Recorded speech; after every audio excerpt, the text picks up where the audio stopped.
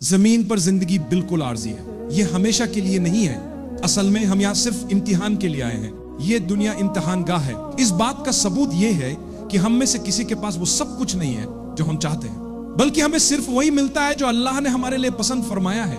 अल्लाह हमें मुख्तलिफ तरीकों से आजमाता है, कभी सेहत के मामलात में, कभी माली मुश्किलात में और कभी खानदानी मसाइल में।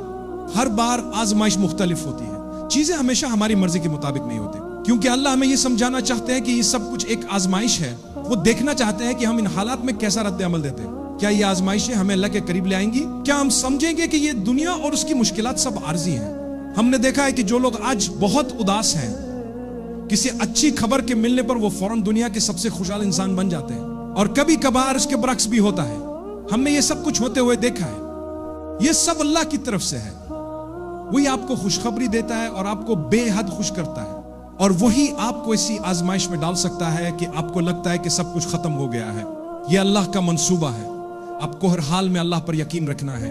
जब आप उदास हो तो पहला सवाल जो आपको खुद से पूछना चाहिए वो ये है कि मेरा अल्लाह से ताल्लुक कैसा है। यह रिश्ता बुनियादी तौर पर आपकी नमाज से जुड़ा हुआ है। क्या आप शौक और मोहब्बत से नमाज पढ़ते हैं? यहां मैं सिर्फ बाकायदगी की बात नहीं कर रहा, क्योंकि नमाज पढ़ना फर्ज है, बल्कि मैं ये पूछ रहा हूं कि क्या आप नमाज का इंतजार करते हैं? क्या आपको एहसास है कि जब आप नमाज पढ़ रहे हैं तो आप किससे मुखातिब हैं?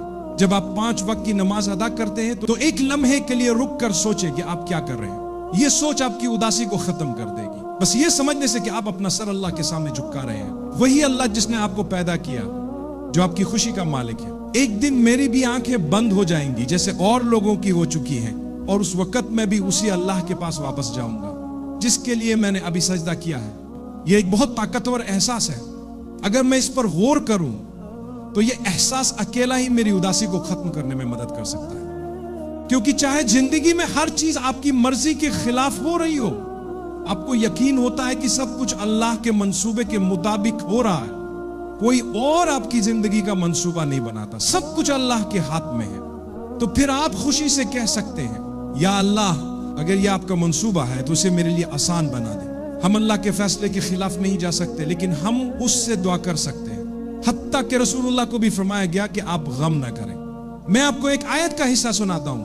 अल्लाह कुरान में फरमाता है, रसूल, जो लोग कुफ्र करते हैं उनकी बातों से अपने आप को गमगीन ना करें। अल्लाह रसूल अल्लाह से कह रहे हैं कि उनकी बातें आपको अफसुर्दा ना करें। लोग आपके खिलाफ बातें करेंगे। क्या आप वाकई ये सोचते हैं कि इस दुनिया में हर कोई आपके हक में होगा और आपके बारे में अच्छी बातें करेगा?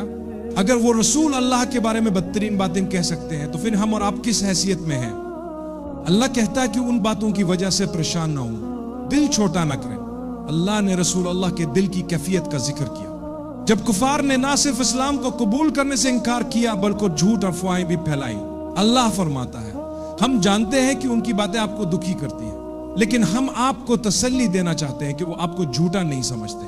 वो जानते हैं कि आप सच्चे हैं और अल्लाह के नबी हैं, लेकिन उनके दिल में तकब्बुर है। इस तकब्बुर की वजह से वो इनकार करते हैं। लिहाजा उनके तकब्बुर की वजह से आप अफसुर्दा ना हो। अगर आपका अल्लाह के साथ ताल्लुक मजबूत है, हर रोज उसे मजबूत बना रहे हैं, तो कोई भी चीज आपको उदास नहीं कर सकती। आप खुश हैं, लोग आपको देखते हैं और सोचते हैं कि आपके पास कोई मसला नहीं है, हालांकि आपके मसले शायद उन सब के मसलों से भी बड़े हों। याद रखें कि इस दुनिया में कोई भी ऐसा नहीं है जिसके पास कोई मसला ना हो। फर्क बस ये है कि वो उसे किस तरह संभाल रहे हैं और मुकाबला कर रहे हैं। आप समझते हैं कि आपके मसले बड़े हैं, वल्लाह ऐसे लोग हैं जो आपके करीब ही बैठे हैं इसी मस्जिद में, और उनके पास शायद आपके मसाइल से 100 गुना ज्यादा बड़े मसाइल हैं, लेकिन आपको इसका एहसास नहीं होता। उनका अल्लाह के साथ ताल्लुक है। वो जानते हैं कि ये दुनिया अर्जी है। आपको इस बात की कदर करनी चाहिए कि अल्लाह ने आपको क्या दिया है जो दूसरों को नहीं दिया। रसूलुल्लाह की हदीस है, उन लोगों को देखो जो तुमसे कम है, जो तुमसे नीचे है।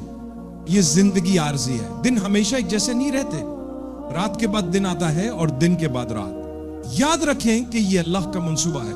हम में से बहुत से लोग किसी आर्जी चीज के नुकसान की वजह से उदास होते हैं। आपने दौलत खो दी। हर किसी ने कभी ना कभी दौलत खोई है। यहां मौजूद कोई भी शख्स ऐसा नहीं है जिसने किसी नुकसान का सामना ना किया हो। हर किसी ने नुकसान बर्दाश्त किया है और हर किसी ने इसका मुख्तलिफ तरीके से सामना किया है। अल्लाह आपको आपके ईमान के मुताबिक आजमाता है। हदीस में आया है कि अल्लाह आपको इस कदर आजमाता है जितनी वो आपसे मोहब्बत करता है। जब वो आपसे ज्यादा मोहब्बत करता है तो वो आपको ज्यादा आजमाता है। ये हदीस है। ये इसलिए है क्योंकि जब आपको कोई मसला या मुश्किल पेश आती है तो ये इंसानी फितरत है कि आप हल तलाश करने लगते हैं। एक मोमिन अल्लाह के करीब होकर हल तलाश करेगा।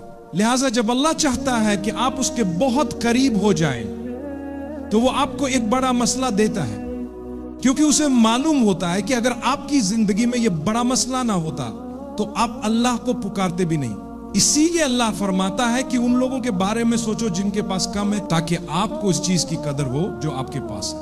गम ना करें, ये दिन मुस्तकिल नहीं है, ये आर्जी है। परेशान होने का वाहिद वक्त वो है जब आप अल्लाह से दूर हो जाए। बहुत से लोग इसी वजह से उदास होते हैं और डिप्रेशन का शिकार हो जाते हैं, क्योंकि उनकी जिंदगी गुनाहों से भरी होती है। जब आप अल्लाह से दूर होते हैं तो उदासी किसे ना होगी। अगर आप परेशानियों से लड़ना चाहते हैं तो अल्लाह की तरफ वापस आ जाए। आओ, अल्लाह तुम्हारा इंतजार कर रहा है। अल्लाह बहुत खुश होता है जब तुम अल्लाह की तरफ रुजू करते हो, और अगर अल्लाह खुश है तो वो जरूर तुम्हें खुश करेगा।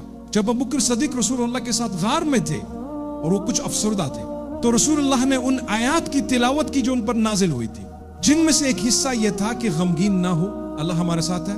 जब आपको यकीन हो कि अल्लाह आपके साथ है तो आप कैसे गमगीन हो सकते हैं? जब आपको यकीन हो कि अल्लाह हमेशा आपके साथ है तो आप कैसे दिल गिरफ्तार हो सकते हैं? चाहे लोग कुछ भी करने की कोशिश करें, वो सिर्फ अल्लाह की इजाजत से ही कामयाब हो सकते हैं। इसीलिए मैं एक ताकतूर हदीस के साथ खत्म करना चाहता हूं जो हमें हमेशा दिल में बहुत सुकून देती है। रसूलुल्लाह ने फरमाया, एक मोमिन का मामला भी अजीब है, क्योंकि जो भी हो वो इसके लिए बेहतर ही होता है। अगर कोई अच्छा वाकया होता है तो मोमिन शुक्र करता है और ये उसके हक में बेहतर होता है।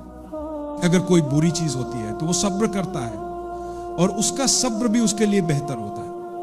हदीस में आता है कि आसानियों के दिनों में अल्लाह से करीब हो जाओ, क्योंकि जब मुश्किल वक्त आएगा तो अल्लाह तुम्हारे बहुत करीब होगा। तुम्हें कोई मुश्किल महसूस नहीं होगी और तुम आगे बढ़ते रहोगे। जब मोमिन को कोई तकलीफ या मसला दरपेश होता है तो वो सब्र करता है। वो जानता है कि अल्लाह के हां उसका बदला है और इसीलिए वो उस तकलीफ को भी बेहतर समझता है। एक सच्चा मोमिन हमेशा अल्लाह के करीब रहने के तरीके सीखता है, जिससे उसके तमाम गम और मुश्किलात दूर हो जाते हैं।